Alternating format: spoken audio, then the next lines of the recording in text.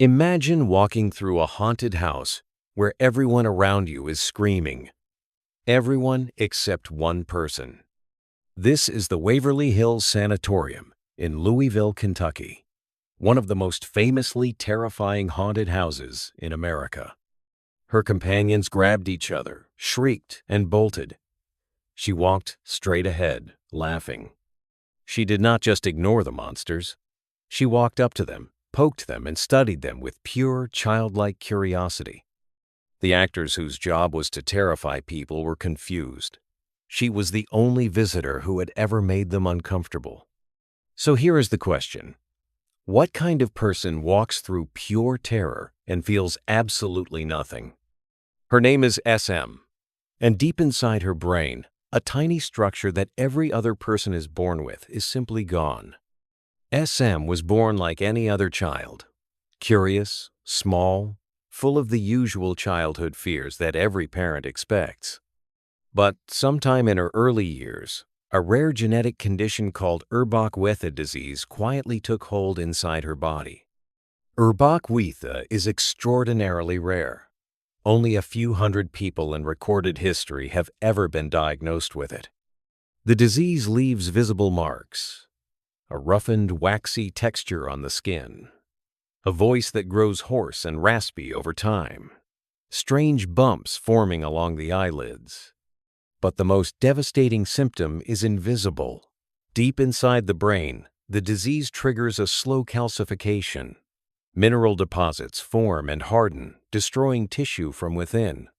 When researchers finally placed SM inside an MRI scanner, the images were striking.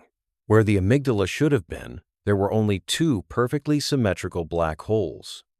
The amygdala is the brain's fear engine. Two almond-shaped clusters of neurons buried deep in the temporal lobe, present in every healthy human brain since birth. Each one is roughly the size of an almond. Tiny, but running constantly in the background, scanning everything around you for danger.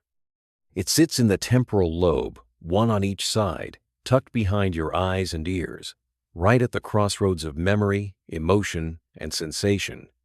Evolution put it there for one reason: survival.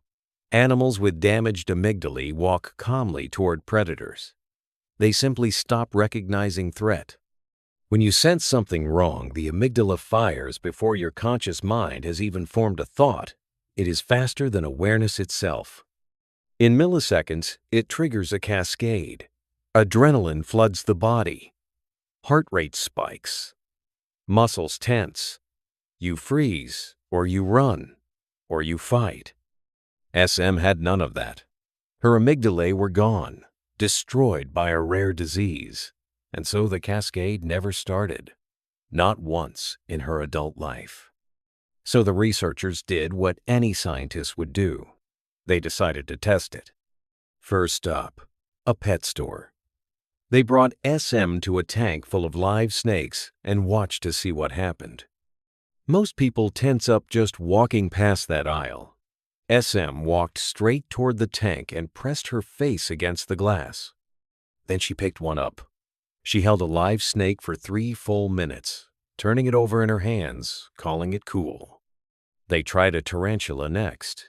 SM reached into the enclosure before the staff could warn her not to. On a fear scale of 1 to 10, she rated both experiences at about a 2. The researchers rated their own stress at considerably higher.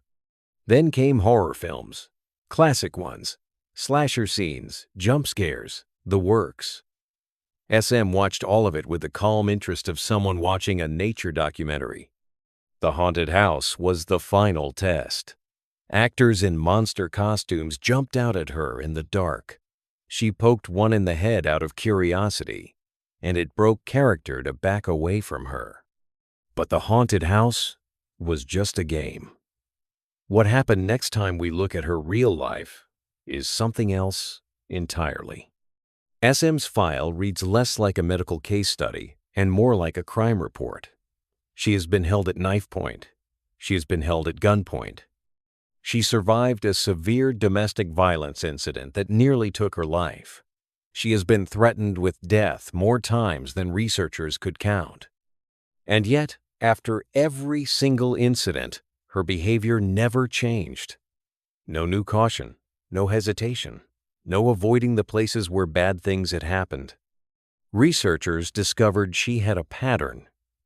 She consistently failed to detect threats that were right in front of her, looming and obvious to anyone else. Without fear, she had no alarm system, no internal signal telling her to leave, to run, or to simply not go back. Researcher Justin Feinstein reviewed her history and arrived at a conclusion that was both clinical and deeply unsettling. He said it plainly. "It is quite remarkable she is still alive." And he meant every word. That assessment haunted the researchers. SM had survived decades without fear, and barely survived them. But there was still something the team had not tried. Something no one expected to change anything. They decided to have SM inhale carbon dioxide, a standard lab procedure. They assumed, honestly, that nothing would happen. She had faced knives, guns, and haunted houses without flinching. A little gas would be nothing. Except it was not nothing. Within seconds of inhaling, SM panicked. Her hands shot up, clawing at the mask. She gasped, desperate for air. She cried out for help. Her body was flooding with pure terror. The woman who feared nothing was terrified. Afterward, she described it simply. She called it the #1 worst feeling she had ever had in her entire life. The amygdala was gone, but the fear had still arrived, which meant something older, deeper in the brain, had fired instead.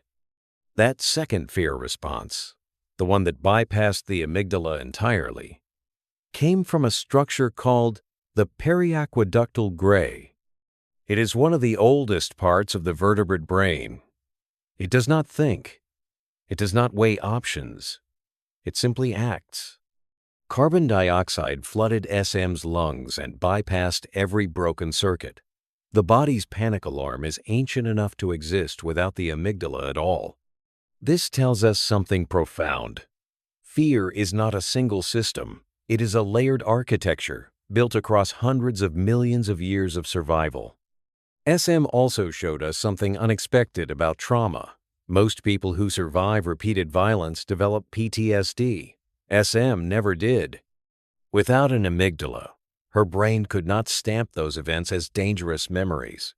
No fear encoding meant no flashbacks, no hypervigilance, no reliving.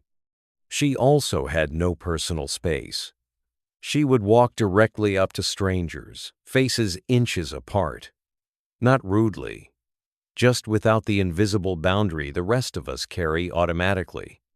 Fear, it turns out, is not weakness. It is infrastructure. It draws boundaries, encodes danger, and keeps the body one step ahead of catastrophe. Remember the haunted house. SM walked in first, leading the group, touching the actors, laughing at the monsters. Everyone thought she was the bravest person there. But she was not brave. She was unprotected. Now you know the difference. If you want to understand what else the brain hides from us, subscribe and watch what comes next.